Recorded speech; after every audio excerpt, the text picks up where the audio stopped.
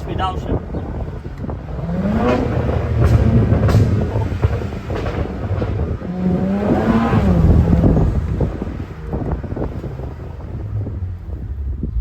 Cold engine. This car is funny.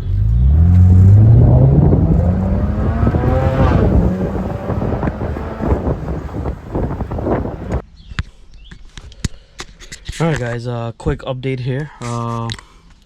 So yesterday we left off with 3 codes, one for the water pump speed deviation, one for O2 sensor, one for turbo Underboost, I believe. Today I'm trying to tackle the coolant issue. I do believe the previous owner had a brand new water pump. I do believe that the car wasn't bled properly, the coolant system, so I'm going to just add some coolant. I already added some coolant, and I'm going to now bleed let the car bleed the system by using the electric pump. There's a procedure for it. I gotta turn the switch on and hold the accelerator for 10 seconds, and that should do it, and it takes about 12 minutes. I'm going to go ahead and do that now. I do hear the water pump. Yep, I hear the water pump, and I see this coolant circulating. I haven't seen any bubble yet, but I'll let that process go on for 12 minutes and I'll see what happens. I'll probably do this twice just to be sure, and I'll drive and see if the code comes back. Bleeding process is done. I did it twice, the whole process.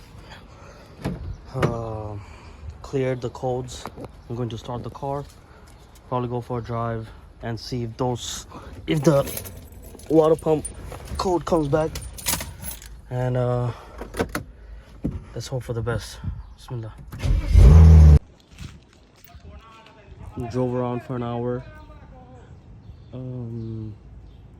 The code was still there, and I was monitoring the sensor, and after about 1 hour 20 minutes of local driving, the coolant temperature finally went over 115, went up to 120, and at 120 the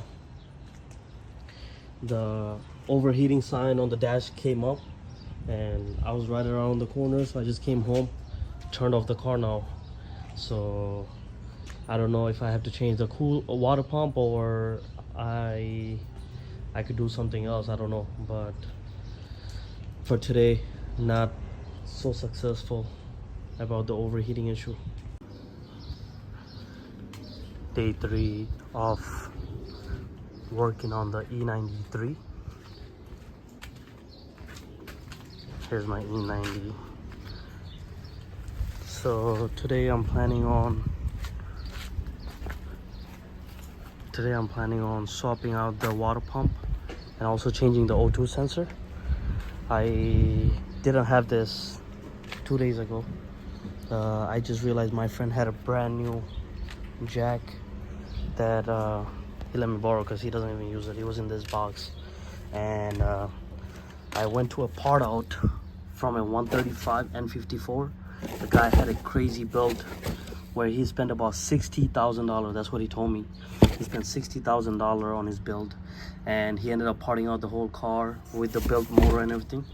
But anyway, this pump, he told me that it has less than 150 miles on it, and this is the Continental OEM BMW. I haven't checked the part number or anything. I'll actually check that before I install it. But either way, I'm going to go ahead and install this and thermostat today. I never did this job before. I never replaced any water pump on any car, to be honest. So I'll go ahead and drain the fluid on this car, and also I never changed the O2 sensor either, so I'll see how that works out for me. I'm going to go ahead and leave the car and get to work.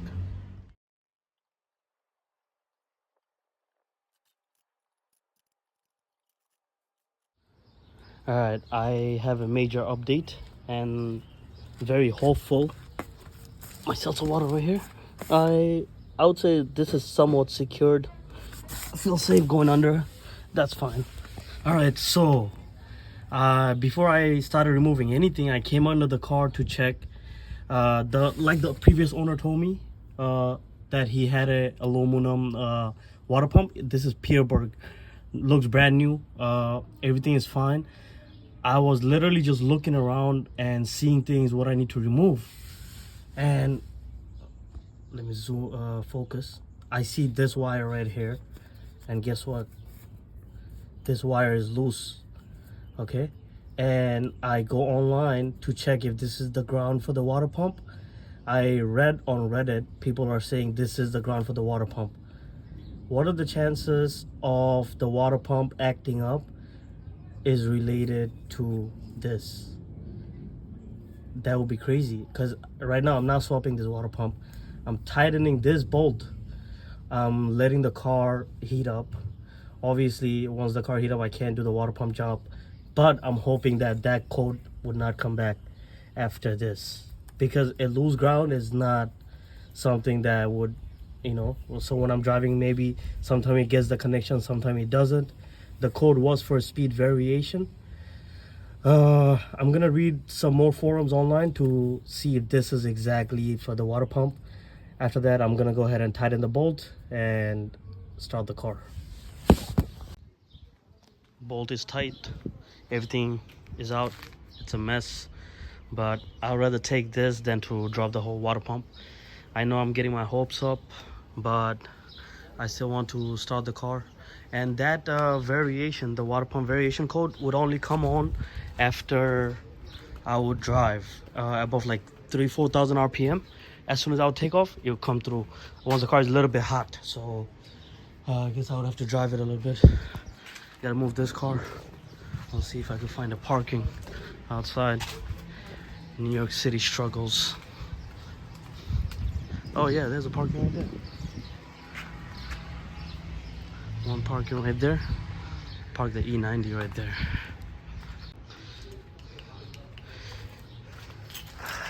Show you how the E90 sounds. Pretty much stock exhaust except the muffler.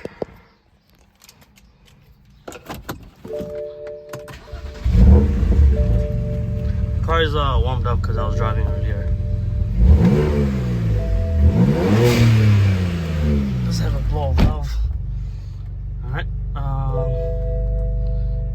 Well, I'm not gonna go for a whole drive. I'm just gonna move the car. So end the video here.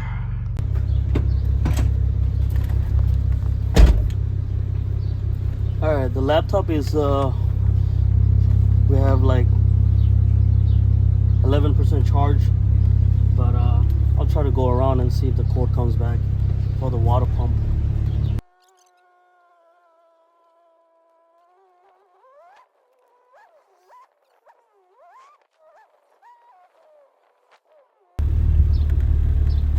I bought this laptop for 30 bucks, so it might just die and I can't read the codes until I get back home.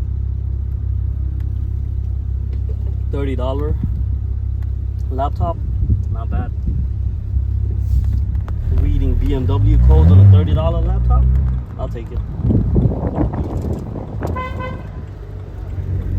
Wa alaikum salam.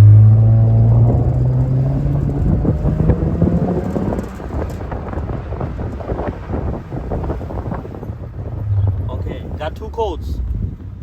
One for O2 sensor, one for the turbo not kicking in, the 30 FF. So after the drive, I don't know, it's been like 30 minutes of the car idling and drove around for 10 minutes. The water pump code hasn't come back, and we could also check the coolant temp. You go F10. All these is still in German, but I know what to press by now. So to check the temperature, we go to F5, F2, F1. This I don't even know how to pronounce it, is the coolant temp 108. If it goes above 115, that would be considered overheating. But it is pretty high. 108 is still pretty high for me to just sit here and idle. But then 110 to 115 is not too far off.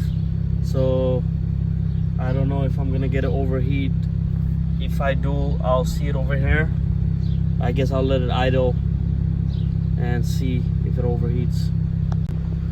Just a quick thought, what are the chances that this car is fully functional and whoever worked on this car, they just forgot to tighten the ground, and then you have the Vano solenoid was backwards, meaning they had the sensor wire put on for the intake on the exhaust on the intake. And that would be crazy. I feel bad for the last owner. You know, he put in a lot of money into the car. He put solid motor mounts, upgraded turbos, intercooler, relocated intake, aluminum valve cover. He did a lot of work for someone to just neglect their job while replacing these parts. I'm gonna have to safely say that the car is not overheating anymore. I believe we have taken care of the issue, and next step would be to take care of the O2 sensor and the boost shutoff issue. When I drive, I hear hissing noise from the front and like exhaust leak type of stuff. I don't know if it's the wastegate rattle. I don't know how it's supposed to sound, but I'll look into it and then figure it out.